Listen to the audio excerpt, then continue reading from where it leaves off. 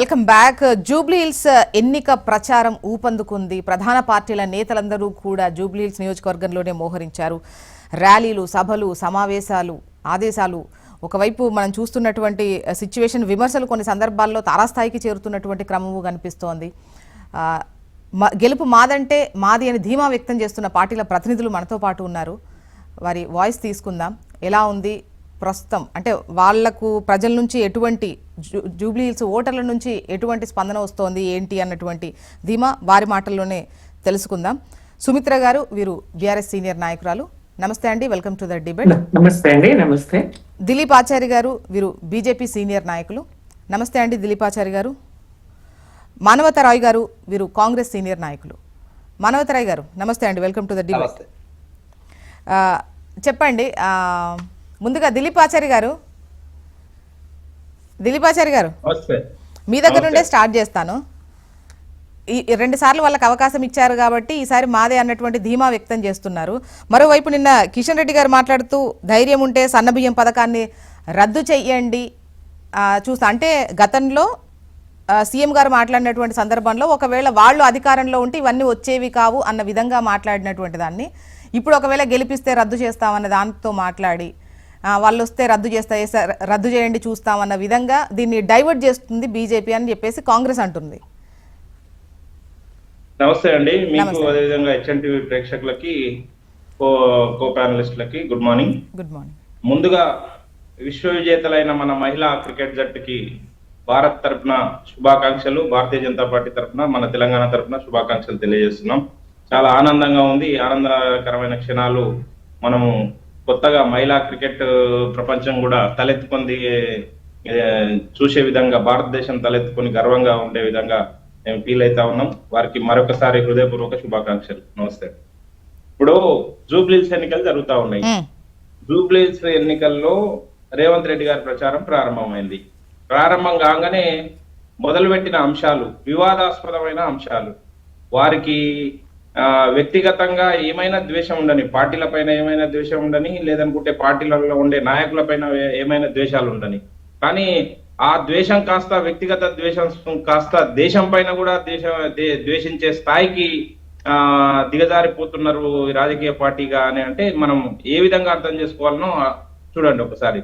ఇప్పుడు జూబ్లీహిల్స్ ప్రజలే కాదు, తెలంగాణ ప్రజలు కూడా అవాక్కై చూసిండ్రు రేవంత్ రెడ్డి గారి మాటల్ని. ఒకవైపు పాకిస్తాన్ వచ్చి మనల్ని, వారు చెప్పిన మాటలు నేను కోట్ చేస్తున్నా మేడం, నేను ఏది కూడా మాట్లాడలేదు, వేరే మాటలు. పాకిస్తాన్ మనల్ని ముడ్డి మీద దండిపోతే అక్కడ బాంబింగ్ చేయడానికి చేత కాలేదు, కానీ ఇక్కడ కార్పెట్ బాంబింగ్ చేస్తారా మీరు అని చెప్పి మాట్లాడాడు. ఇంకా ఎంతకు దిగజారి మాట్లాడాడు. పాకిస్తాన్ మనల్ని దండడం ఏంది, మనము చూస్తూ ఊరుకోవడం ఏంది?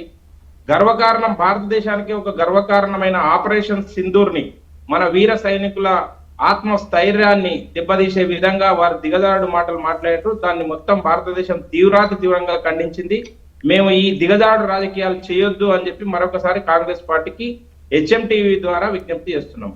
రెండో అంశం ఏం మాట్లాడిండంటే, మీరు మాకు ఓటేయకపోతే సన్న బియ్యం బంద్ అవుతాయి, రేషన్ కార్డులు రద్దు అవుతాయి, 200 యూనిట్ల కరెంటు బంద్ అయిపోతుంది, గ్యాస్ సిలిండర్ బంద్ అయిపోతుంది. కేవలము ఇది ఆ జూబ్లీహిల్స్ ఓటర్లని బ్లాక్ మెయిల్ చేసే విధంగా, అంటే మాకు ఓట్లు వేస్తే ఇవన్నీ ఉంటాయి, మాకు ఓట్లు వేయకపోతే అవన్నీ రద్దు అవుతాయి, మేము చేస్తాం, మీకు రద్దు చేస్తాం మేము ఎక్కడెక్కడో అంటే, వారు గల్లీలలో చెప్పే అంశాలు అవే ఉన్నాయి. బూత్ స్థాయిలో తిరిగి ఓటర్లను కలుసుకుంటా వారు చెప్తున్న మంత్రులు, ఎమ్మెల్యేలు చెప్తున్న అంశాలు ఇవే. వాటికి ఎండార్స్ చేసే విధంగా రేవంత్ రెడ్డి గారు ముఖ్యమంత్రి హోదాలో వచ్చి బహిరంగంగా ప్రకటన ఇవ్వడం జరిగింది. అంటే వాళ్ళ కింది స్థాయి కార్యకర్తలు మాకు ఓట్లు లేకపోతే బూత్ స్థాయిలో మేము సూక్ష్మంగా పరిశీలిస్తున్నాము, ఏ ఇంటి నుంచి ఓట్లు వస్తున్నాయి, ఏ ఇంటి నుంచి ఓట్లు రాలేదో మాకు తెలిసిపోతుంది. ఓట్లు వేయని వాళ్ళందరికీ మేము రేషన్ కార్డులు కట్ చేస్తాము, మేము ఇందిరమ్మ ఇండ్లు ఇయ్యము, మేము సన్న బియ్యం ఇయ్యము, ఫ్రీ బస్సు రద్దు చేస్తాం మీకు అందరికీ అని చెప్పి ఒక విధంగా భయభ్రాంతులకు గురి చేసి బ్లాక్ మెయిల్ చేసే విధంగా, దాని ద్వారా ఓట్లు దండుకోవడం కోసం, ఒక జూబ్లీహిల్స్ ఎన్నికల్లో ఓట్లు దండుకోవడం కోసం ఈ విధమైన రాజకీయాన్ని మనం మొదటిసారి చూస్తున్నాము తెలంగాణ సమాజంలో. ఎప్పుడు ఇలాంటిది జరగలేదు, ఇంత దిగజారు రాజకీయాలు ఎప్పుడు చేయలేదు. ఒక ముఖ్యమంత్రి స్థాయిలో, ఇప్పుడు సామాన్య కార్యకర్త ఎవడో పోయిండు, మాకు ఓటు వేయకపోతే మీకు అన్ని బంద్ చేస్తాం చూడు అని చెప్పి చెప్పడం వేరు, కానీ ముఖ్యమంత్రి స్థాయిలో ఉండే విధంగా వ్యక్తి ఈ విధంగా మాట్లాడడం దేనికి సంకేతము? బ్లాక్ మెయిలా కాదా? దీన్ని సూటిగా అడుగుతాం. దాంతో పాటు నిన్న కిషన్ రెడ్డి గారు, కేంద్ర మంత్రి కిషన్ రెడ్డి గారు చెప్పిన అంశాలు ఏంటంటే, మీరు ఏ పథకాలు అమలు చేసినా దాంట్లో కేంద్ర ప్రభుత్వం నిధులు లేకుండా ఏ ఒక్క పథకాన్ని అమలు చేయట్లేదు మీరు అని చెప్పిండు. ఎందుకు అని అంటే, మీరిస్తున్న సన్న బియ్యం లోపల కేంద్ర ప్రభుత్వం వాటా 42 రూపాయలు కిలోకి, 42 రూపాయలు కేంద్ర ప్రభుత్వం భరిస్తుంది, మిగతా పైసలు మీరు రాష్ట్ర ప్రభుత్వం భరిస్తున్నారు. దీన్ని మీరెట్లా రద్దు చేస్తారు? దమ్ముంటే రద్దు చేసి చూపించండి అని చెప్తా ఉన్నాం. అదే విధంగా మీరు కట్టిస్తున్నామని ప్రకటించిన ఇందిరమ్మ ఇళ్లలో కేంద్ర ప్రభుత్వ వాటా 1,11,000 రూపాయలు మీరు ఏ విధంగా రద్దు చేస్తారో చూడండి, మీకు దమ్ముంటే అని చెప్పి అడగడం జరిగింది.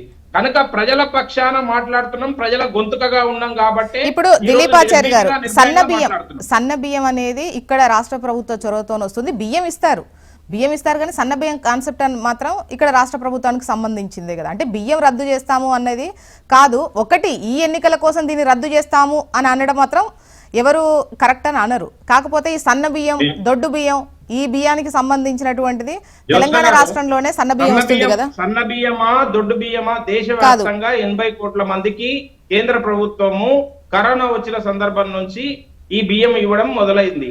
దాంట్లో భాగంగానే మీరు ఆ బియ్యానికి వచ్చిన నిధులని సన్న బియ్యానికి అదనంగా మీ రాష్ట్ర ప్రభుత్వ నిధులను జమ చేసి మీరు సన్న బియ్యం ఇస్తున్నారు. మేము దాన్ని స్వాగతించినాం. కానీ ఈ విధంగా మీరు ఓట్లు దండుకోవడం కోసం భయభ్రాంతులకు గురి చేసి బ్లాక్ మెయిల్ రాజకీయాలు చేస్తే ఏ విధంగా సమర్థిస్తాం? కనుక ఈ అంశం పైన మీరు చర్చ పెట్టాల్సిన అవసరం ఉంది. జూబ్లీహిల్స్ ప్రజలు ఈ రోజు గడిచిన 10 సంవత్సరాల్లో 11 సంవత్సరాల బీఆర్ఎస్ ప్రభుత్వం, ఒకటే నిమిషం కంక్లూడ్ చేస్తా.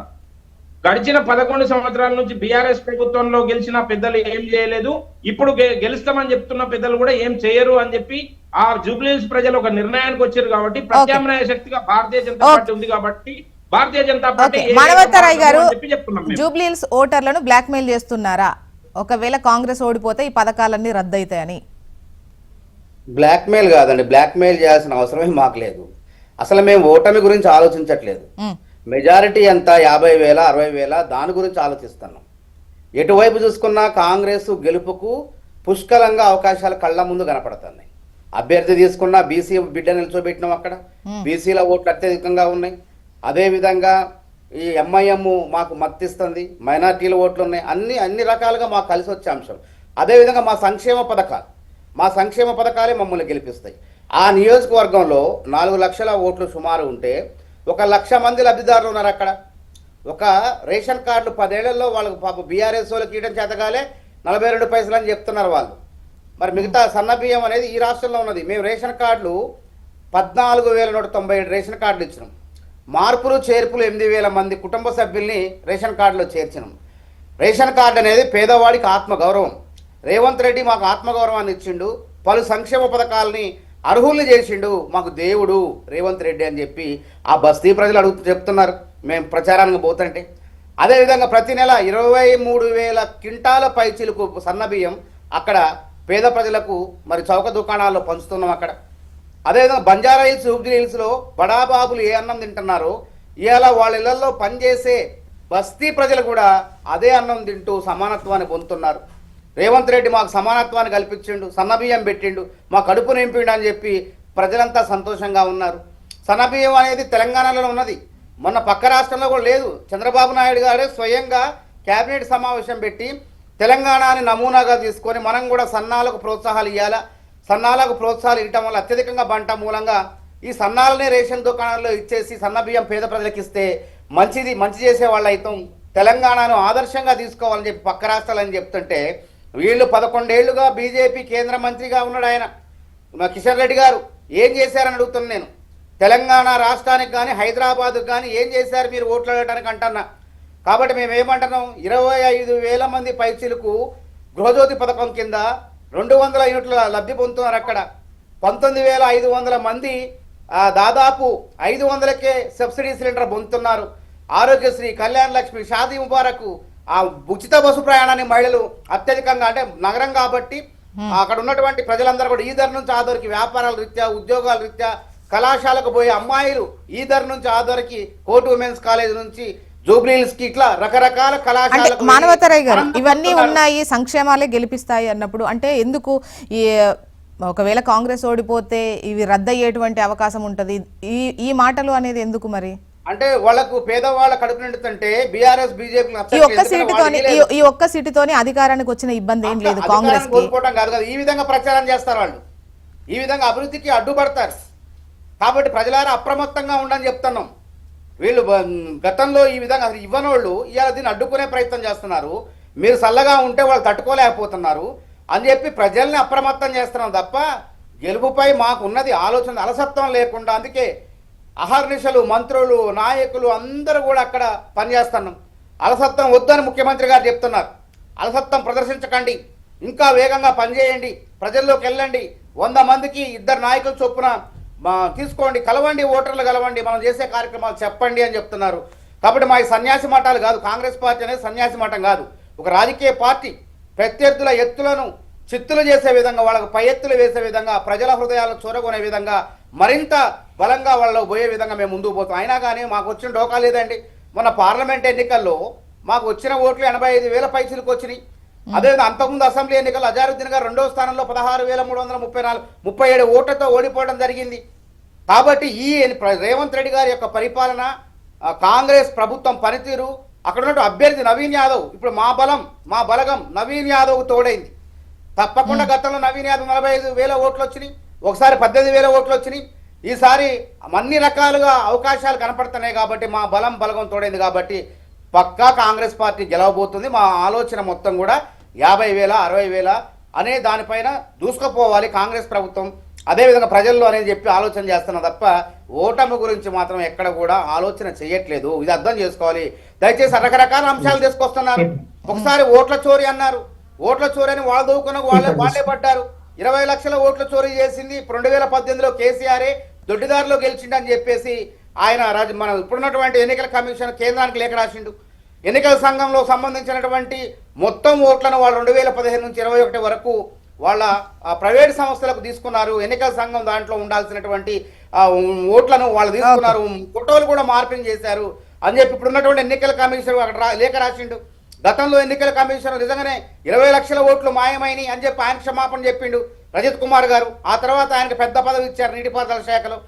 కాబట్టి ఒక ఇంట్లో 43 ఓట్లు ఉంటాం, నిజంగానే తప్పది. కానీ ఒక బహుళ అంతస్తు భవనంలో 40 కాదు 100 ఉంటాయి అపార్ట్మెంట్లలో. దాన్ని ఏదో కల్పించబోయి కాంగ్రెస్ చేసిందని చూస్తే అక్కడ అధికారులు విచారణ జరిపితే అది బీఆర్ఎస్ హయాంలోనే ఆ ఓట్లు నమోదైనని చెప్పి స్పష్టమైపోయింది. ప్రతి దాంట్లో ఆరోపణ చేయటం, నాలుగు గరుచుకోవటం, బోర్ల బొక్కల పట్టడం. అదే విధంగా అదిగాక ఏం చేశారు, అజారుద్దీన్ అంశాన్ని పై తెర మీద తీసుకొచ్చారు. అజారుద్దీన్ ఫిర్యాదులు కూడా చేశారు ఎన్నికల సంఘానికి. అరే మేము మొత్తుకున్నాం, అది ఎన్నికల నియమావళికి విరుద్ధం కాదు, దానికి ఆటంకం కాదని చెప్పారు. సరే పోయి పైశాచాయిక ఆనందం కోసం పోయి ఫిర్యాదు చేశారు. మళ్ళీ ఏమంటున్నారు, మైనార్టీ ఓట్ల కోసం. అవును, మైనార్టీ ఓట్ల కోసము అని. మరి మీరు కూడా మరి బీజేపీ వాళ్ళు అధికారంలో ఉన్నారు, మైనార్టీలను ప్రసన్నం చేసుకోవడం కోసం కేంద్ర కేబినెట్ పదవి ఏదైనా మైనార్టీలకు ఇవ్వచ్చు కదా, లేదా పార్టీ పదవి వర్కింగ్ ప్రెసిడెంట్ మైనార్టీలకు ఇవ్వచ్చు కదా. అంటే ఏమంటారు మానవతరాయ్ గారు, ఎన్నికలు వచ్చినప్పుడే వాళ్ళని ఒకటి ఇమ్మని మీరు ఒకటి ఇచ్చుడు కరెక్టేనా? అంటే ముందు నుండే వాళ్ళని వచ్చినప్పుడే కదా మేడం. అజారుద్దీన్ ఎమ్మెల్సీ ఎప్పుడు కేబినెట్ లో తీర్మానం చేసినాం, అజారుద్దీన్ కేబినెట్ లో ఎమ్మెల్సీ అంటే మైనార్టీలకు స్థానం లేదు, మైనార్టీ పరంగా ఆయన కల్పించాలనుకున్నాం. అది అజారుద్దీన్ ఒక జూబ్లీ హిల్స్కే పరిమితం కాదు, దేశవ్యాప్తంగా ఉన్నటువంటి ఆటగాడు, క్రీడాకారుడు ఆయన, ప్రపంచ క్రీడాకారుడు ఆయన, గుర్తింపు పొందిన క్రీడాకారుడు. ఆయన ఒక జూబ్లీ హిల్స్కే పరిమితం చేస్తారు. కాంగ్రెస్ పార్టీకి ఆయన ఒక ఆయుధం, రేపు ఉపయోగపడే శక్తి మాకు ఆయన దేశవ్యాప్తంగా. ఆ విధంగా చూడకుండా జూబ్లీ హిల్స్ అంటే ఏం వంక అంటే ఏం వంక, ఆడలేక పాత గజ్జలు అన్నట్టు. బీఆర్ఎస్ వాయిస్ తీసుకుంది సుమిత్ర గారు. నమస్తే అండి. జ్యోత్స్న గారు, మీకు, మానవతరాయ్ గారికి, దిలీప్ గారికి, హెచ్ఎంటీ ప్రేక్షకులకు అందరికి జై తెలంగాణ. ఇక జూబ్లీహిల్స్ నియోజకవర్గం పరిధిలోకి వస్తే దానికన్నా ముందు ఈ ప్రపంచ కప్ సంబంధించి మహిళలు నిరూపించిన మళ్ళీ ఒకసారి, ఎక్కడమ్మా నీవు లేనిది, ఏమిటి నువ్వు చేయలేనిది.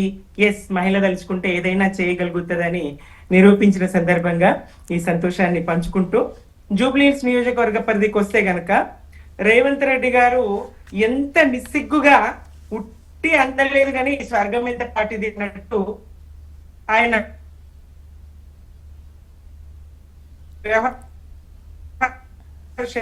ఉన్నది. నిన్న మొన్నటి దాకా ఒకవేళ పంచాది తష్పా చేసుకునేటువంటి పనిలో తలమునకలై ఉండ్రి కదా, ఆ సంగతి ప్రజలకు తెలియదా? ఆ సంగతి తెలంగాణ ప్రజలకు తెలియదా? వాళ్ళ ఎమ్మెల్యేలు స్వయంగా ఎన్ఎం శ్రీనివాస్ రెడ్డి గారు 2 లక్షలు కూడా నియోజకవర్గపు నిధులు వస్తలేవు, చస్తే చావులకు లేదంటే పెళ్లిళ్ళకే నియోజకవర్గాలకు వెళ్లాల్సినటువంటి దౌర్భాగ్య స్థితి ఉన్నది అని ఆయన చెప్తారు. మాకు మరి ముఖ్యమంత్రి గారు ఎలాంటి నిధులు ఇస్తలేరు, ప్రపంచ బ్యాంకు మీరన్నా మాకు నిధులు ఇవ్వండి అని మదన్ మోహన్ రావు గారు చెప్తారు.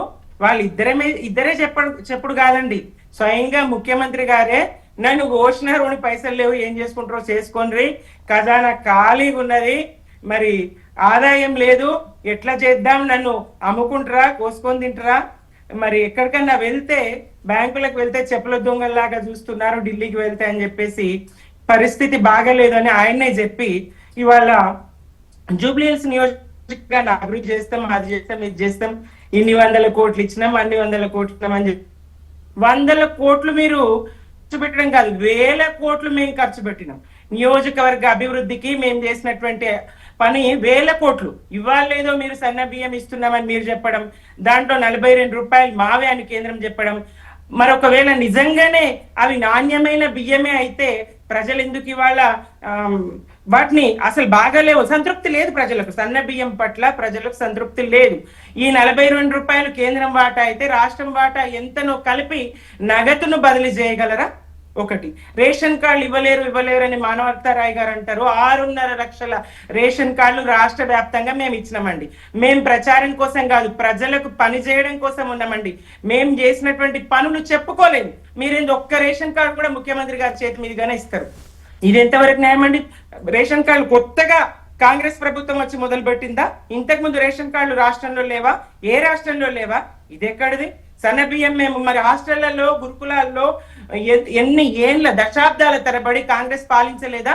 పురుగుల అన్నం, దొడ్డు బియ్యం అన్నం తినలేక పిల్లలు ఇబ్బందులు పడలేదా? మేము వచ్చి మధ్యాహ్న భోజనంలో గాని, స్కూళ్లలో గాని, హాస్టళ్లలో గాని సన్న బియ్యం ప్రవేశపెట్టలేదా?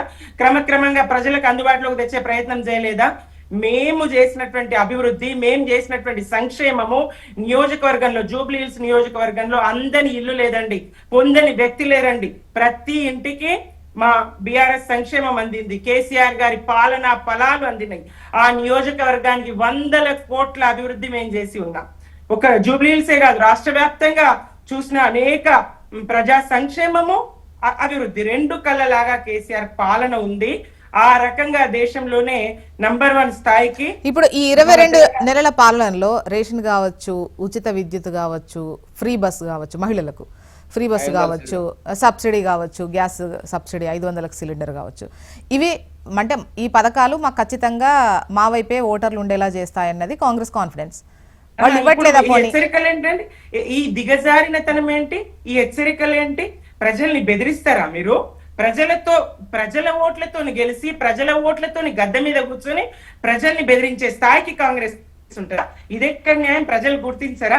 స్వయంగా ముఖ్యమంత్రి గారే ప్రజల్ని బెదిరిస్తా ఉంటే ప్రజలు మరి వాళ్ళ చేతిలో ఒక ఆయుధం ఉంది కదా, వాళ్ళ చేతిలో కూడా ఒక ఆయుధం ఉంది కదా, తీర్పు చెప్పి తీరుతారు కదా. చూద్దాం ఎట్లా పథకాల రద్దు చేయగలుగుతావు. అంటే ఈ ప్రభుత్వం పడిపోబోతుందా? జూబ్లీహిల్స్ నియోజకవర్గ ఓటమితోని కాంగ్రెస్ ప్రభుత్వం పడిపోతే మరేదైనా ప్రభుత్వం వస్తే ఈ పథకాలను రద్దు చేయబోతుందా? ఈ అనుమానం రేవంత్ రెడ్డి గారికి ఉన్నదా? ఉంటే ప్రజలు నిజం చేసి చూపిస్తారండి. ఎందుకంటే 22 నెలల్లో చేసింది ఏం లేదు. స్వయంగా ఎమ్మెల్యేలే మొత్తుకుంటున్నారు. మతాన్ని అడ్డు పెట్టుకున్నా, కులాన్ని అడ్డు పెట్టుకున్నా, ఏ కార్డును అడ్డు పెట్టుకున్నా ఇవాళ ఆయన వీళ్ళు చెప్తా ఉన్నారు, ఎస్ ఆయన దేశవ్యాప్తంగా క్రికెటరు, పేరున్నది, ఆటగాడు. ఆయన మీద అలిగేషన్స్ కూడా ఉన్నాయండి. ఆయన మీద మ్యాచ్ ఫిక్సింగ్ అని కూడా ఉన్నది.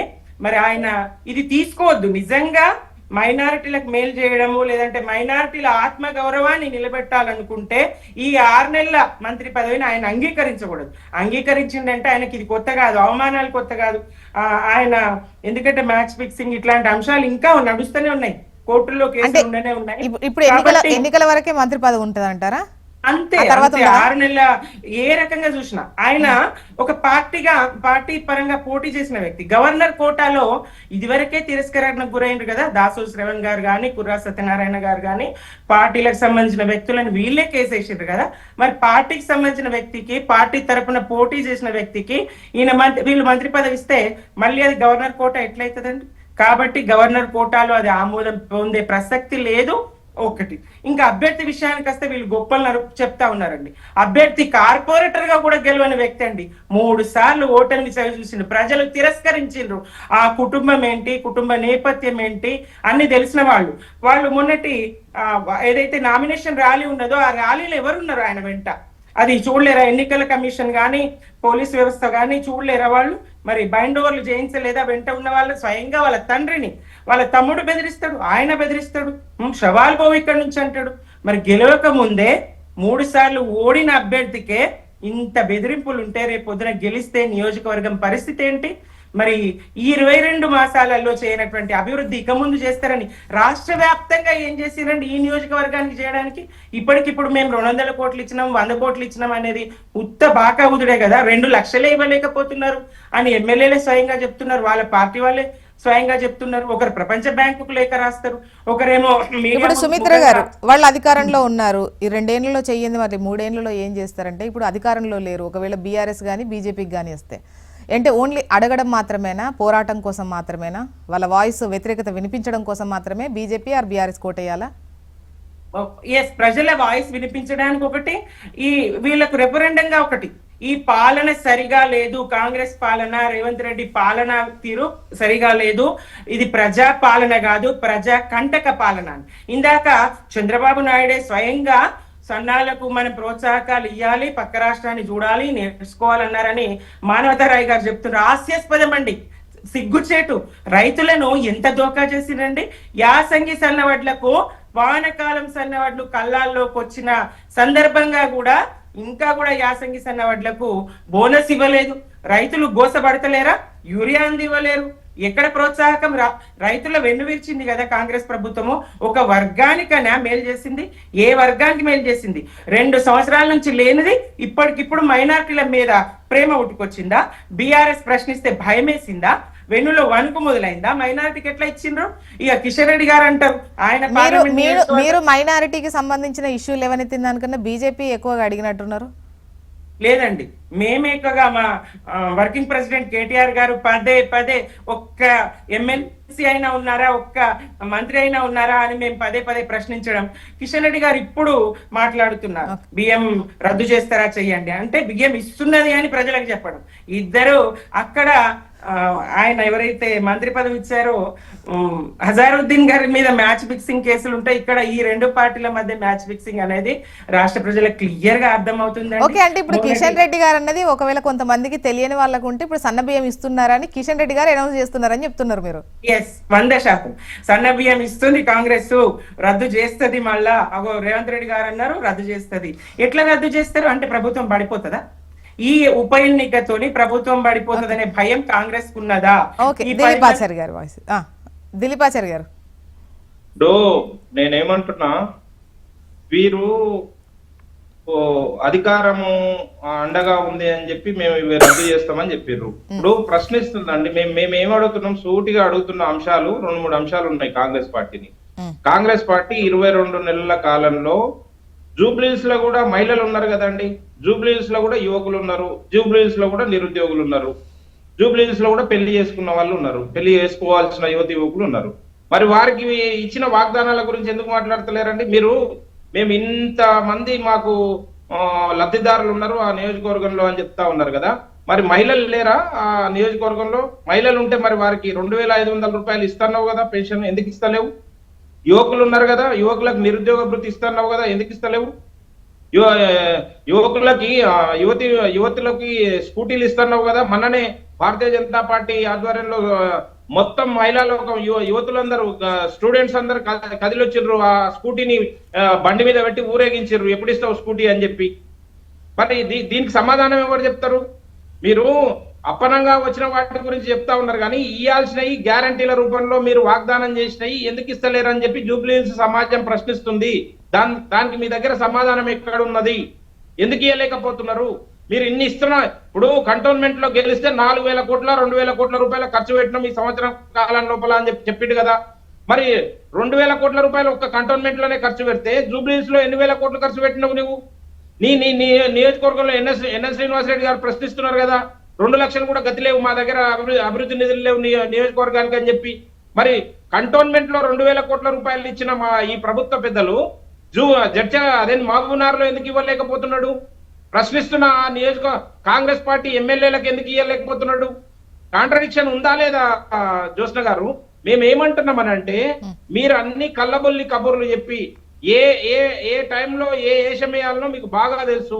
ఈ సందర్భంలో ఆడ ముస్లిం మైనార్టీల ఓట్లు ఎక్కువ ఉన్నాయి, వాళ్ళని సంతృప్తి పరుచుకొని వాళ్ళ ఓట్లు దండుకోవడం కోసము మీరు అజరుద్దీన్ అనే ఒక వ్యక్తిని ముందుకు తీసుకొని వచ్చిండ్రు. ఎంఐఎం పార్టీ ఆల్రెడీ ఎంఐఎం పార్టీతో మీరు కుమ్ముక్కు అయ్యిండ్రు. ఎంఐఎం పార్టీ ముసుగులో మీకు ఇప్పుడు కాంగ్రెస్ పార్టీ అభ్యర్థిని నిలబెట్టిండ్రు. రేపు మేము అదే చెప్తా ఉన్నాం, కాంగ్రెస్ పార్టీ గెలిస్తే ఎంఐఎం పార్టీ గెలిచినట్టే అని చెప్తున్నాము. ఒకవేళ బీఆర్ఎస్ పార్టీ కూడా మేము అడుగుతున్న 2 అంశాలు కూడా ఇక్కడ మేము జూబ్లీహిల్స్ నియోజకవర్గ ప్రజలకు కూడా అదే చెప్తా ఉన్నాం. ఒకవేళ బీఆర్ఎస్ పార్టీ గెలిస్తే కాంగ్రెస్ పార్టీకి ఓటేసినట్టే, కాంగ్రెస్ పార్టీకి ఓటేస్తే బీఆర్ఎస్ పార్టీ అదే ఎంఐఎం పార్టీకి ఓటేసినట్టే అని చెప్తున్నాం. ఓటేస్తే జ్యోత్స్న గారు ఒక విషయం కన్ఫ్యూజ్ కాదన్నా, మీ మళ్ళీ ఒకసారి చెప్పండి. లేదు ఒకటే నిమిషం అండి, నేను మాట్లాడుతున్నా. ఇప్పుడు బీఆర్ఎస్ పార్టీకి ఓటేస్తే కాంగ్రెస్ పార్టీకి వేసినట్టే అంటున్నా. ఎందుకు అంటున్నానంటే బీఆర్ఎస్ పార్టీ తరఫున ఒకవేళ గెలిస్తే బీఆర్ఎస్ పార్టీలనే ఉంటారు, కాంగ్రెస్ పార్టీకి అమ్ముడు పోకుండా అని చెప్పి ఎవరన్నా గ్యారంటీ ఇవ్వగలుగుతారా? కొనము అని చెప్పి రేవంత్ రెడ్డి గారు చెప్తారా? అమ్ముడు పోము అని చెప్పి గ్యారంటీగా కేసీఆర్ చెప్తాడా? మేము మా ఎవరైనా అమ్ముడు పోయే వాళ్ళు ఉంటే రాళ్ళు తీసుకొని కొట్టండి ఎన్నికల కంటే ముందు చెప్పింది కదా రేవంత్ రెడ్డి గారు. మరి అదే రేవంత్ రెడ్డి గారు ఈ దానం నాగేందర్ గారిని బీఆర్ఎస్ పార్టీ నుంచి గెలిచిన వ్యక్తిని తీసుకొని వచ్చి కాంగ్రెస్ పార్టీ బీఫామ్ ఇచ్చి ఎంపీగా నిలబెట్టిందా లేదా? అంటే ఇప్పుడు జూబ్లీహిల్స్ లో బీఆర్ఎస్ కు ఓటేస్తే కాంగ్రెస్ కేసినట్టు అంటారు. ఎస్, అందుకనే ఎవరికి కాంగ్రెస్ కు వేస్తే ఎంఐఎం కేసినట్టు అంటారు. అంతే కదా, అవునా కదా మేడం? ఇప్పుడు ఏది కూడా ఎగ్జాగరేట్ చేసి చెప్పలేదు, ఏది కూడా నేను పెద్దగా చేసి చెప్పలేదు, ఉన్న వాస్తవాన్ని చెప్పిన. పక్క నియోజకవర్గంలో ఉన్న దానం నాగేందర్ గారు ఈ రోజు బీఆర్ఎస్ పార్టీ నుంచి గెలిచి కాంగ్రెస్ పార్టీ బీఫామ్ మీద ఎంపీగా నిల్చున్నాడా లేదా? దానికి ఎవడు అడ్డుపడ్డాడు? అమ్మడానికి అమ్ముడు పోవడానికి వాళ్ళు అడ్డుపడలేదు, కొనడానికి వీళ్ళు అడ్డుపడలేదు. అందుకనే మేము చెప్తున్నాం, ఈ 2 పార్టీలు దిగజారుడు పార్టీలు. ఈ పార్టీలకి ఓట్లేస్తే అవి చెత్త కుప్పలో వేసిన దానికి సమానము. కనుక మేము ఏమంటున్నాము, భారతీయ జనతా పార్టీకి ఓటేయండి. కేంద్ర ప్రభుత్వంలో నరేంద్ర మోడీ గారు ఉన్నారు, కిషన్ రెడ్డి గారు ఉన్నారు. ఖచ్చితంగా ఈ నియోజకవర్గంలో అద్భుతమైన అభివృద్ధి చేసి చూపిస్తామని చెప్పి మేము ప్రజలకు విజ్ఞప్తి చేస్తున్నాం. దిలీప్ ఆచార్య గారు, వాళ్ళు ఏ ఈక్వేషన్ చూసుకుంటున్నారో, మైనారిటీ ఈక్వేషనా లేకపోతే బీసీ ఈక్వేషనా, ఎన్ని లెక్కలు చూసుకున్నా ఏ పార్టీ అయినా అల్టిమేట్ గా గెలవాలనే కదా చూస్తుంది. సో మీరు మైనారిటీకి సంబంధించిన ప్రస్తావన పదే పదే తీసి ఆ ఓట్లే వద్దు అన్నట్టుగా మాట్లాడినట్టు అనిపిస్తోంది ఒక్కోసారి. అట్లా కాదు మేడం, మేమేమంటున్నామనంటే ఈ ఓట్లు ఇప్పుడు అజరుద్దీన్ మంత్రి పదవి ఎందుకు వచ్చింది చెప్పండి మీరు? సడన్ గా తెర మీదకి ఎందుకు వచ్చిందండి? ఎన్నికల ముందే ఎందుకు వచ్చింది? ఎన్నికల ముందే ఎందుకు వస్తుంది ఇది ఈ రాజకీయము? ఎన్నికల ముందు ఆయనకు మంత్రి పదవి ఇస్తారు, మరుసటి రోజు నుంచి ఆయన ప్రచారంలో పాల్గొంటాడు మంత్రి హోదాలో. కనుక ఇది అప్పీజ్మెంట్ పాలిటిక్సా కాదా? ఇది గమనిస్తలేరా? ఎవరికి తెలుస్తలేదా? అర్థమవట్లేదా తెలంగాణ సమాజానికి? ఖచ్చితంగా కాంగ్రెస్ పార్టీ రాజకీయ పబ్బం గడుపుకోవడం కోసము ఈ రోజు ఒక బలిపశువుని తీసుకొచ్చి మొదలు పెట్టిన. ఆయన ఉండడా తెలియదు, 6 నెలలు ఉంటాడా, 3 నెలలు ఉంటాడా, 2 నెలలు ఉంటాడా అనేది ఎవరు గ్యారంటీ ఇస్తలేరు. ఆయనకి ఏం మంత్రిత్వ శాఖ ఇచ్చిరో ఇప్పటి వరకు చెప్పలేదు. ఎందుకు ఇయ్యారండి? ఎందుకు ఇయ్యలేదు చెప్పు? మంత్రిత్వ శాఖ ఎందుకు కేటాయించలేదు? మీకు చిత్తశుద్ధి ఉంటే ఇప్పుడు మంత్రి పదవి ఇవ్వడం కోసం ఆగమేఘాల మీద గవర్నర్ రాజ్భవన్ లో పోయి ప్రమాణ స్వీకారం చేసి వచ్చారు. మీకు మంత్రిత్వ శాఖను కేటాయించడం కోసం సమయం దొరకలేదా? ఓకే, ఇప్పుడు మైనారిటీ ఓట్లు కీలకం అవుతుంటే బీజేపీకి సంబంధించి మరి మీరు అంటే ఇంతకుముందు మానవతరాయ్ గారు అన్నారు, ఇప్పుడు ఈ మంత్రి పదవులు ఇవి కేంద్రంలో ఇవ్వడం ఇవన్నీ కూడా ఆ టైంకి అట్లా ఉన్నాయన్నటువంటి లెక్కలు వేసుకుంటే అటువంటి విమర్శలు వస్తుంటే, అలా కాదు మైనారిటీ వర్గానికి సంబంధించి ఈ కారణంతో మా వెంట ఉంటారు బీజేపీ వైపు అన్నటువంటిది ఏముంది మీకు? 100 ఉన్నాయి మేడం. ఇప్పుడు జరుగుతున్న అభివృద్ధిలో ముస్లిం మైనారిటీ వర్గం అనేది సపరేట్ గా ఉండదు. మేము అపీజ్మెంట్ పాలిటిక్స్ చెయ్యము. ఖచ్చితంగా ఏదైతే సబ్కా సాత్ సబ్కా వికాస్ సబ్కా విశ్వాస్ సబ్కా ప్రయాస్ అని ఏదైతే మేము నినాదం ఇస్తున్నామో అందరినీ భాగస్వాములను చేస్తున్నాము. ఈ రోజు భారతీయ జనతా పార్టీ కట్టిస్తున్న ఇందిరమ్మ ఇండ్లని మీరు గొప్పగా పేరు చెప్పుకొని కట్టిస్తున్నారు కదా, దాంట్లో 1,11,000 రూపాయలు ఓన్లీ హిందూ ఓటర్లకే రావు, ముస్లిం మైనార్టీలకు కూడా వస్తాయి, అందరికీ వస్తాయి. కనుక ఈ ముస్లింలు కూడా దాంట్లో కూడా కొద్దిగా రియలైజ్ అయిన వాళ్ళు ముస్లింలు చదువుకున్న వాళ్ళు చాలా మంది రియలైజ్ అవుతున్నారు. ఈ రోజు ఈ అప్పీజ్మెంట్ ఓట్ బ్యాంక్ రాజకీయాల్లో మనం బలి పశువులం కాకూడదు. మనం ఖచ్చితంగా ఎక్కడైతే అభివృద్ధి జరుగుతుందో, ఎక్కడైతే వివక్ష లేదో అక్కడ ఆ పార్టీనే నమ్ముకోవాలని చెప్పి వారు కూడా రియలైజ్ అవుతున్నారు. అందుకనే మళ్ళీ మళ్ళీ గెలుస్తున్నామండి. భారతీయ జనతా పార్టీ కేవలం హిందువుల ఓట్లతోటే గెలుస్తలేదు. చాలా దగ్గరలో చాలా మంది ముస్లింలు కూడా మాకు ఓట్లు వేస్తున్నారు. ఎందుకంటే ట్రిపుల్ తలాక్ అనే కానీ ప్రచారంలో ఎందుకు బీజేపీ నేతలు ఒకవేళ కాంగ్రెస్ ని గెలిపిస్తే పాత బస్తీ అయిపోతుందని, లేదా వాళ్ళ చేతుల్లోకి పూర్తిగా వెళ్ళిపోద్దని, మైనారిటీలకు వేస్తే వాళ్ళు మేయర్ ఈక్వేషన్స్ తో తీసుకుని ఇవెందుకు మాట్లాడారు? మైనారిటీల కోసం ఈ రెండు పార్టీలు, జోష్న గారు, రెండు పార్టీలు పోటీ పడతా ఉన్నాయి. ఇప్పుడు కాంగ్రెస్ పార్టీ ఏమో రౌడీ షీటర్ల కుటుంబానికి టికెట్ ఇచ్చింది. రౌడీ షీటర్ కుటుంబం ఎందుకు అంటున్నామనంటే మొన్ననే జరిగిన పోలీసులు ఏదైతే బైండ్ ఓవర్ కేసు చేసిర్రో ఆ బైండ్ ఓవర్ లో చిన్న శ్రీశైలం యాదవ్ ఆయన తమ్ముడు కూడా బైండ్ ఓవర్ అయినరు. ఇది ప్రభుత్వం నిర్వహించిన బైండ్ ఓవర్. ఎవరో ప్రతిపక్షాలు దుష్ప్రచారం చేసిన అంశం కాదు. ప్రభుత్వం దగ్గరనే ఒకవేళ చిత్తశుద్ధి ఉంటే, ఒకవేళ ఆయన రౌడీ షీటర్ కాదనుకుంటే మీరు రౌడీ షీటర్ రద్దు చేయొచ్చు కదా, ఎత్తేయాలి కదా రౌడీ షీటు. ఎందుకు ఎత్తేయలేదు అని అంటే ఆయన రౌడీ షీటర్ కాబట్టి, బలమైన సాక్ష్యాలు ఉన్నాయి కాబట్టి. కనుక మేమేమన్నా ఇంకొకటి, టిఆర్ఎస్ పార్టీ సల్మాన్ ఖాన్ అనే ఒక ముస్లిం వ్యక్తిని పార్టీలో చేర్చుకున్నది. అతని మీద ఏం కేసులు ఉన్నాయో చెప్పాలనా అండి? జోష్న గారు సిక్ అవుతుంది ఇక్కడ మనం టీవీలలో కూర్చొని. చిన్న పిల్లల మీద లైంగిక వేధింపుల కేసు ఉంది అతని మీద. అతన్ని ఈ రోజు ఓట్ బ్యాంక్ రాజకీయం కోసం ఈ బీఆర్ఎస్ పార్టీ దిగజారి అతనికి కండువా కప్పి పార్టీలోకి ఆహ్వానించిండు. ఈయన హక్కున చేర్చుకున్నాడు. ఒకవైపు డ్రగ్స్ మహమ్మారి, ఒకవైపు చిన్నపిల్లల మీద లైంగిక వేధింపుల కేసులు, ఒకవైపు రౌడీ షీటర్లు, భూ కబ్జాదారులు, వీళ్ళందరి వల్ల తెలంగాణ సమాజం, హైదరాబాద్ ఏం కావాలండి? పార్టీలకు సంబంధించిన ఎంతమంది నేతలు ఉన్నారు, ప్రతి పార్టీకి సంబంధించి నేతలు ఎంతమంది ఉన్నారు, ఎవరెవరి మీద ఏ కేసులు ఉన్నాయి, తీవ్రమైన కేసులు ఎన్ని ఉన్నాయి, అంటే క్రిమినల్ కేసులు ఏ విధంగా ఉన్నాయి, ఆర్థిక నేరాలకు సంబంధించిన కేసులు ఉన్నాయి, ఇటువంటి లైంగిక వేధింపులకు సంబంధించిన కేసులు ఉన్నాయి, హత్య కేసులు, వీటికి సంబంధించి లెక్క తీయాలండి ఒకసారి, పూర్తి స్థాయి లెక్క. అంటే అనౌన్స్ చేస్తారు ఎన్నికల ముందు వీళ్ళ మీద ఇన్ని కేసులు ఉన్నాయని చేస్తారు, కానీ అది పెద్దగా ప్రజలకు అర్థమయ్యేటట్టు చేసేటువంటి పరిస్థితి అయితే ఏ ఎన్నికల టైంలో ఉండదు. మేము కూడా ఒక డిస్ప్లే వేస్తాం, ఈసీ ఇచ్చిన వాటికి సంబంధించి వేస్తాము, చిన్న రైటింగ్లో ఉంటుంది. ఇక జనాలు చదువుకున్న వాళ్ళు చదువుకున్నంత, లేదంటే అది తెలిసేటువంటి అవకాశం కూడా ఉండదు. ఇప్పుడు ఒక రాజకీయ పార్టీ ఇంకో రాజకీయ పార్టీ పేరంటే ఇదేదో రాజకీయ కోణంలో విమర్శిస్తున్నారే అంటారు తప్ప ఆల్మోస్ట్ అది పూర్తి స్థాయిలో తెలియదు. అన్ని పార్టీలు దీనికి కట్టుబడి ఉండి, ముఖ్యంగా వాళ్ళకి సంబంధించిన ఒక లెక్క తేల్చాలి అన్ని పార్టీల గురించి. మీది ఒక్కటే కాదు నేను అంటుంది, జోష్న గారు జూబ్లీహిల్స్ లో అన్ని లెక్కలు తేలినాయి. అందరికి ఇది అరటిపండు ఒలిచి పెట్టినట్టుంది. ఇక్కడ ఓకే, మానవతరాయ్ గారు, శ్రీశైలం యాదవ్ కుటుంబ నేపథ్యము, నవీన్ యాదవ్ కుటుంబ నేపథ్యం ఏందో అందరికీ. ఇక్కడ ఇప్పుడు సల్మాన్ ఖాన్ అనే వ్యక్తి రౌడీ షీటరు, అతని మీద 32-42 కేసులు ఉన్నాయి. అతని మీద చిన్నపిల్లల వేధింపుల కేసులు. మానవతరాయ్ గారు మళ్ళీ సమయం అందరికి మానవతరాయ్ గారు మీరు మాట్లాడండి. ఇప్పుడు బీఆర్ఎస్ నాయకురాలు గారు మాట్లాడుతూ ఇది పడిపోయే ప్రభుత్వం అని కళ్ళగంటున్నారు. వాళ్ళు కాంగ్రెస్ అధికారం వచ్చిన దగ్గర నుంచి ఆగండి, మీరు మధ్యలో మాట్లాడకండి, మళ్ళీ మీ టైం ఇస్తా సుమిత్ర గారు. ఇప్పుడు పడిపోయే ప్రభుత్వం అని చెప్పి వాళ్ళు కాంగ్రెస్ అధికారం వచ్చిన దగ్గర నుంచి కళ్ళగంటున్నారు. కానీ ఎప్పుడైతే వీళ్ళు అన్నారో ప్రతి ఎన్నికల్లో ప్రభుత్వాన్ని నిలబెడుతున్నారు ప్రజలు. పార్లమెంట్ ఎన్నికల్లో నిలబెట్టారు, అదేవిధంగా కంటోన్మెంట్ ఎన్నికల్లో నిలబెట్టారు. రేపు జూబ్లీహిల్స్ లో కూడా కంటోన్మెంట్ ఎన్నికల ఫలితాలే పునరావృతం అయితే. కాబట్టి 3 సార్లు తిరస్కరించారంటే అక్కడ స్థానికుడు నవీన్ యాదవ్ 3 సార్లు కార్పొరేటర్ గెలవదంటే ఎమ్మెల్యేకి ఎంతమంది గెలవలేదు మీ పార్టీలో చెప్పండి. అదేవిధంగా గతంలో దుబ్బాక ఎన్నికల్లో పాపం ఆ రోజు రఘునందన్ రావుని గెలిపించారు. ఒకసారి ఓడిపోయిండు, ప్రజల్లో ఉన్నాడు, ప్రశ్నించే గొంతు, కానీ గుర్తుపెట్టుకోండి అది ఈటల రాజేంద్ర మీద కక్షపూరితంగా వ్యవహరిస్తే ప్రజలు తిరస్కరించారు మిమ్మల్ని, అది గుర్తుపెట్టుకోండి. ఇవాళ నవీన్ యాదవ్ కూడా అక్కడ ఉన్న అభ్యర్థుల్లో బలమైన అభ్యర్థి, ప్రశ్నించే గొంతుగా, వాక్చాతుర్యం ఉన్న వ్యక్తి, బలమైనటువంటి బీసీ బిడ్డ. కాబట్టి ఈయన తట్టుకోలేక ఈ విధమైన పసలేనిటువంటి వాదనలు, విమర్శలు చేస్తున్నారు. అదేవిధంగా అజారుద్దీన్ మీద కేసులు అంటారు. ఏం కేసులు ఉన్నాయి అజారుద్దీన్ మీద? మీ సల్మాన్ ఖాన్ మీద ఉన్నటువంటి పోస్కో కేసు ఉందా? మొన్న నారాయణ అనేవాడు చిన్నపిల్ల మీద అఘాయిత్యం చేయబోయి చెరువులో దూకి ఆత్మహత్య చేసుకున్నాడు, అట్లాంటి కేసు ఉంది.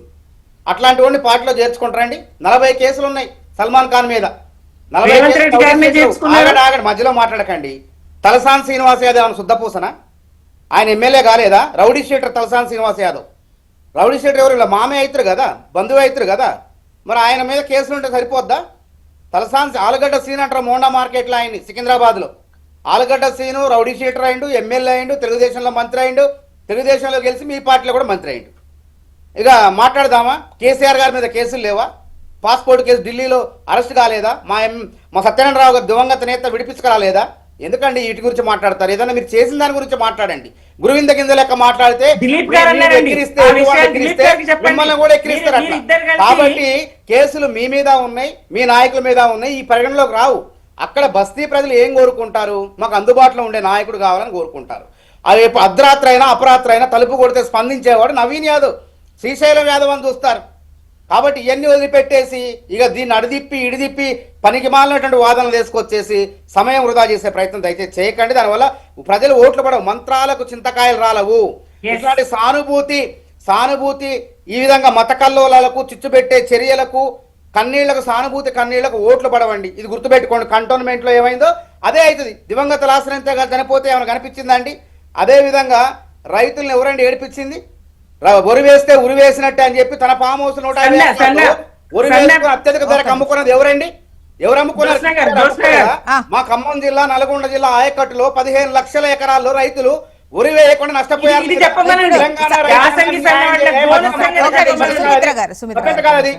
తర్వాత మాట్లాడండి. మానవతరాయ్ గారు, తెలంగాణ రైతాంగానికి సుమిత్ర గారు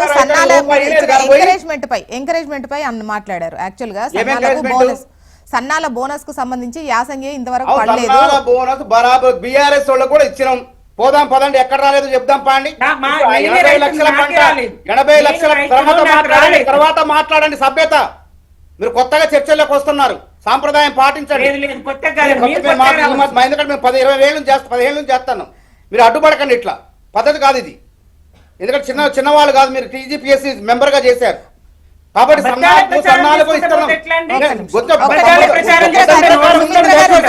మీరు మాట్లాడిన తర్వాత మీరు మాట్లాడేటప్పుడు నేను మాట్లాడినా పద్ధతి పాటించండి అంటున్నా. అదేవిధంగా సన్నాలకు మేము బోనస్లు ఇచ్చినాం. పోయినసారి 1,80,00,000 మెట్రిక్ టన్నుల పంట దిగుబడి అయింది. ఈసారి ఈ సీజన్ లో 80 లక్షల మెట్రిక్ టన్నుల పైచిలకు పంట దిగుబడి కాబోతుంది. అందులో సన్నాలు ఎక్కువ ఉన్నాయి. ప్రజలు ఎందుకు పండిస్తారు బోనస్ లేకపోతే చెప్పండి, అడుగుదాం పాండి. ఇప్పటికే కొనుగోలు కేంద్రాలు ఏర్పాటు చేసినాం. ఆ రోజు మీరు రైతులను బెదిరించారు. ఉరి వేసినట్లు అని చెప్పి రైతులు బెదిరిస్తే నిజంగానే బీఆర్ఎస్ పార్టీకి ఉరివేసి బొందబెట్టారు ప్రజలు. కాబట్టి మీరు చేసిన తప్పులు మర్చిపోకండి. ఇట్లా ఇష్టం వచ్చినట్టు మాట్లాడకండి. ఇలా రైతులు ఆనందంగా ఉన్నారు, అందరూ ఆనందంగా ఉన్నారు. ఇలా ఆనందంగా లేనిది ఎవరా అంటే బీఆర్ఎస్, బీజేపీ. ఎందుకంటే నేను ఏమంటున్నా, ఇది పడిపోయే ప్రభుత్వం కాదు, 10 ఏళ్ళు ఉండే ప్రభుత్వం. ఇంటింటికి 10కి పైగా సంక్షేమ పథకాలు. ఇక పక్కా 10 ఏళ్ళు రేవంత్ కాంగ్రెస్ సర్కార్ అని చెప్పి జూబ్లీహిల్స్ లో ప్రజలు మమ్మల్ని ఆహ్వానిస్తున్నారు. తెలంగాణలో ఇందిరమ్మ ఇల్లు కట్టుకొని గృహప్రవేశాలు చేసుకున్న ప్రజలు మమ్మల్ని దీవిస్తున్నారు. ఈ బాధ మీకెందుకంటున్నా? ప్రజలందరూ ఆనందంగా ఉంటే. అదేవిధంగా దిలీపాచారి గారు ఆరోపణలు చేశారు. నేను ఇద్దరికి సమానం చెప్పాలి. ఎందుకంటే అధికార పార్టీ కాబట్టి 2,500 కూడా ఇస్తానని చెప్తాను. ప్రజలు అంగీకరిస్తున్నారు. మా అది కూడా రైతు భరోసా ఇయ్యనన్నారు, ఇచ్చినాం. రైతు రుణమాఫీ ఇయ్యనన్నారు, ఇచ్చినాం. అదే విధంగా మేము ఇవ్వాల్సింది ఏంది? 6 గ్యారంటీల్లో ఆసరా పెన్షన్లు 4,000 చేయాలి. అది కూడా చేస్తాం. ఆ ముట్టడి కూడా తెరుస్తాం. 2,500 రూపాయలు కూడా ఇస్తాం. ఎందుకంటే కేసీఆర్ దుబారా మూలంగా తెలంగాణ దివాలా తీసింది. గాడి చెప్పిన ఆర్థిక వ్యవస్థను గాడిలో పెట్టేందుకు రేవంత్ రెడ్డి గారు ఒక గజీతగాడు లెక్క శ్రమిస్తూ రాష్ట్రాన్ని అభివృద్ధి పదంలో తీసుకుపోతాడు. కేంద్ర ప్రభుత్వం నయా పైసా ఇవ్వలేదు. మీరు బయ్యారం ఉక్కు ఫ్యాక్టరీకి నయా పైసా ఇయ్యరు, ప్రారంభించరు. విశాఖ స్టీల్కి 3,000 కోట్లు ఇస్తారు. మీరు ఎట్లా అడుగుతారు? విశాఖ మెట్రోకు డబ్బులు ఇస్తారు. అదేవిధంగా విజయవాడ మెట్రోకు డబ్బులు ఇస్తారు. తెలంగాణలో 2వ దశ విస్తరణకు డబ్బులు ఇయ్యరు. మీరు ఎట్లా అడుగుతారు? యూరియా ఇవ్వరు. బీసీల కాడ నోటి కాడ 42% ఇయ్యరు. అన్ని గుంజుకుంటారు. నరేంద్ర మోడీ గారు 15,000 కోట్ల శంకుస్థాపన చేశారు ఆంధ్రాలో. కనీసం నిజంగా మీకు చిత్తశుద్ధి ఉంటే 5,000 కోట్లకు శంకుస్థాపన చేయండి తెలంగాణలో. 5,000 కోట్లు అది చేయరు. కేంద్ర మంత్రి ఉంటాడు, 2 మంత్రులు ఉంటారు. కేంద్ర మంత్రులు ఏం ఉపయోగం? 2 మంత్రులు ఉన్నా కానీ తెలంగాణకు 1 రూపాయి దారు. పైగా మళ్ళీ వచ్చి కాంగ్రెస్ పార్టీ అభివృద్ధి చేస్తుంటే కాళ్ళల్లో కట్టబెట్టే ప్రయత్నం చేస్తున్నారు. నేను ఏమంటాను, అధికారంలో ఉన్నారు కాబట్టి ఇప్పటికైనా మించిపోయింది లేదు. ఇంకా 10 రోజుల్లో, 5-6 రోజుల్లో, 9 రోజుల్లో ఎలక్షన్లు ఉన్నాయి. ఇప్పుడు నరేంద్ర మోడీ గారిని పిలిపిస్తారా, అమిత్ షాని పిలిపిస్తారా? తెలంగాణకు మూసే ప్రక్షాళన నిధులు ఇవ్వండి. మెట్రో విస్తరణకు 15,000 కోట్లు ఇవ్వండి. 15,000 కోట్లు లేకపోతే ఏదో ఒక అభివృద్ధి కార్యక్రమాన్ని చేపట్టండి. రైల్వే బడ్జెట్ లో కూడా ఆంధ్రాకు 9,700 కోట్లు ఇస్తారు, తెలంగాణకు 5,200 కోట్లు ఇస్తారా? ఎందుకు వివక్ష ఆంధ్రాకు తెలంగాణకు? ఎందుకంటే మీ ప్రాంతం ఉంది కాబట్టి, అక్కడ మీ పరిపాలన ఉంది కాబట్టి, మీ భాగస్వామ్య పక్షం ఉంది కాబట్టి. అడుగడుగున తెలంగాణకు అన్యాయం చేసే బీజేపీకి నైతిక హక్కు లేదు. జూబ్లీస్ లో ఓట్లు అడిగే హక్కు అసలు ఏం చేశారు చెప్పండి? బీఆర్ఎస్ ప్రభుత్వం అసలు హయాంలో కనీసం ఒక ప్రభుత్వ కార్యాలయం లేదు అక్కడ, ఎక్కడ తిరిగినా లేదు అక్కడ. కాబట్టి కాంగ్రెస్ ప్రభుత్వానికి ప్రజలు అండదండగా ఉన్నారు, ప్రశ్నిస్తున్నారు మీరు ఏం చేశారని చెప్పి. కాబట్టి అందరు అన్ని రకాలుగా ప్రజలందరి దీవెనలు కాంగ్రెస్ ఓకే, మానవతరాయ్ గారు, మానవతరాయ్ గారు, అక్కడ గెలవబోయేది కాంగ్రెస్ పార్టీ అనేది తెలుసుకోండి. ఇప్పుడు అంటే వాళ్ళు బాకీ పెట్టిపోయారు, వాళ్ళ అప్పుల కుప్ప చేశారు కాబట్టి ఆర్థికంగా ఏ పథకం అమలు చేయాలన్నా కూడా డెఫినెట్గా నిధులే అనేది ఇంపార్టెంట్. అయితే మీరు వచ్చిన తర్వాత ఆర్థిక వ్యవస్థ అస్తవ్యస్తమైంది, ఆర్థికంగా చితికిపోవడం జరిగింది. అంటే మీరు అప్పు చేస్తున్నారు, ఎట్ ద సేమ్ టైం వచ్చే ఆదాయం గణనీయంగా తగ్గింది, అందుకే మీకు ఈ ఇబ్బంది అని చెప్పేసి అటు బీఆర్ఎస్ వాళ్ళు చేస్తున్న దాంట్లో నిజమెంత? అంటే ఆదాయం తగ్గిందంటే వాళ్ళ లెక్క వాళ్ళే రియల్ ఎస్టేట్, బీఆర్ఎస్ అంటే భారత రియల్ ఎస్టేట్ సమితి, అందులో ఉన్నటువంటి నాయకులే రియల్ ఎస్టేట్ వ్యాపారులు, వాళ్ళే ప్రభుత్వ భూములు కబ్జాలు చేస్తారు, కొల్లగొడతారు, చెరువులను కబ్జా చేస్తారు, కొల్లగొడతారు, పెద్ద పెద్ద భవనాలు కట్టే ప్రయత్నం చేస్తారు. ఈ విధంగా అక్రమాలన్నీ, ఆదాయం ముఖ్యం కాదు, ప్రజల్లో చైతన్యం రావు తీసుకొచ్చింది హైడ్రా. అక్రమాలకు చెక్ పెట్టినాం, ప్రజలు కొనేటప్పుడు అపార్ట్మెంట్ కానీ ఏది కొనేటప్పుడు ఏది సవ్యమైంది ఏది కాదని తెలుసుకుంటున్నారు. కాబట్టి వాళ్ళగా అక్రమాలు చేసి ప్రభుత్వానికి ఆదాయం వచ్చిందని చెప్పుకొని తర్వాత మునిగిపోవటం కాంగ్రెస్ కాదు. కాంగ్రెస్ లో ఆర్థికవేత్తలు ఉంటారు, గుర్తుపెట్టుకోండి. ఈ దేశాన్ని ఆర్థిక పదంలో ప్రపంచ దేశాల తరపు నిలిపిన దాంట్లో కాంగ్రెస్ ఆర్థికవేత్తలు ఉన్నారు. ఒక మన్మోహన్ సింగ్, పివి నరసింహారావు, అదే విధంగా రోషయ్య, ఇట్లా ప్రతి ఒక్కళ్ళు ఆర్థికవేత్తలు. జాగ్రత్తలు ఉంటాయి, ఒళ్ళు దగ్గర పెట్టుకొని పనిచేస్తారు, దుబారా కానియరు. కానీ ప్రాంతీయ పార్టీలో బీజేపీలో వాళ్లే సైతం మన్మోహన్ సింగ్ బతుకున్నప్పుడు నిర్మలా సీతారామన్ వెళ్ళి సలహాలు తీసుకునేవాళ్ళు. కాబట్టి కాంగ్రెస్ ప్రభుత్వాలకు పొదుపు తెలుసు, ప్రజలకు మేలు చేయడం తెలుసు, శాశ్వతంగా మేలు చేయడం తెలుసు, వాళ్ళకి చేత కాదు. కాబట్టి అర్థం కాక అది తగ్గింది ఇది తగ్గింది అంటారు. అంటే అక్రమాలు చేయమంటారా చెప్పండి? ఆదాయం కోసం అంటే దొంగతనాలు చేయమంటారా చెప్పండి? డబ్బుల కోసం? అట్లా కాదు. పద్ధతి ప్రకారం పేరు చెప్తున్నాం. ఇలా ఫీజు రియంబర్స్మెంట్ ఎన్ని వేల కోట్లు బకాయిలు పెట్టారండి? 5,600 కోట్లు బకాయిలు పెట్టారు.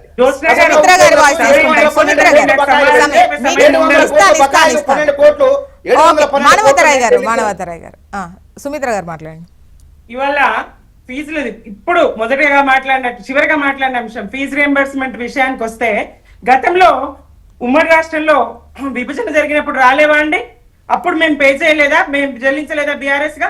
ఒకటి. రెండవది, ఇక షబ్బీర్ అలీ గారే స్వయంగా నిన్న చెప్పిండ్రు దిలీప్ గారు అన్న మాటకు, ఎంఐఎం అండ్ బీజేపీ రెండు కుమ్ముక్కైనాయి. ఎంఐఎం ఎక్కడైతే ముస్లిం మైనారిటీ ఓట్లు ఎక్కువగా ఉంటాయో అక్కడికి వెళ్ళి ఎంఐఎం పోటీ చేస్తుంది, బీజేపీకి అనుకూలంగా ప్రవర్తిస్తుందని స్వయంగా కాంగ్రెస్ సీనియర్ ఆయన మానవతరాయ్ గారు ఎప్పటి నుంచో తెలియదు కానీ చాలా సీనియర్ కాంగ్రెస్ లో. కాంగ్రెస్ అట్లాంటి షబ్బీర్ అలీ గారే స్వయంగా చెప్తారు. మరి ఎంఐఎం బీజేపీకి తొత్తుగా వ్యవహరిస్తుందని. కాంగ్రెస్, బీజేపీ, ఎంఐఎం ఎవరికి ఓటేసినా ఏంటి, మతాలు, కులాలు, బీసీలు ఏ కార్డు ప్రదర్శించినా ఈ ముగ్గురు ఒకటి అనేది నియోజకవర్గ ప్రజలకైతే స్పష్టమైంది. ఒక్క కార్యాలయం లేదు అక్కడ అనేది అసత్యం. ఇంకోటి, రైతులకు బోనస్ ఇస్తున్నామని అబద్ధం. నాది రాజకీయంగా తక్కువ అనుభవం అంటున్నారు. ఎస్, మీరు రాజకీయాల నుంచి విరమించుకుంటారా? నేను విరమించుకుంటా. నేను ఒక రైతును, నాకు ఇంకా సన్నాలకు బోనస్ బాకీ పడింది ఈ ప్రభుత్వము. నాకే కాదు, ఏ ఒక్క రైతు అకౌంట్ లోనన్నా యాసంగి సన్న వడ్లకు బోనస్ ఇచ్చినట్టయితే ఇప్పటికిప్పుడు నేను ఇక రాజకీయాల్లోకి రానని రాసిస్తాను.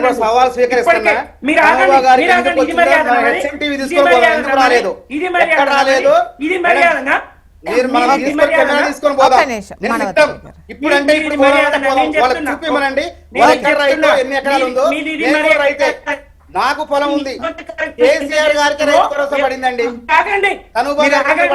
మీరు ఆగండి. వ్యక్తిత్వ శిక్షణ పొందింది విషయంలో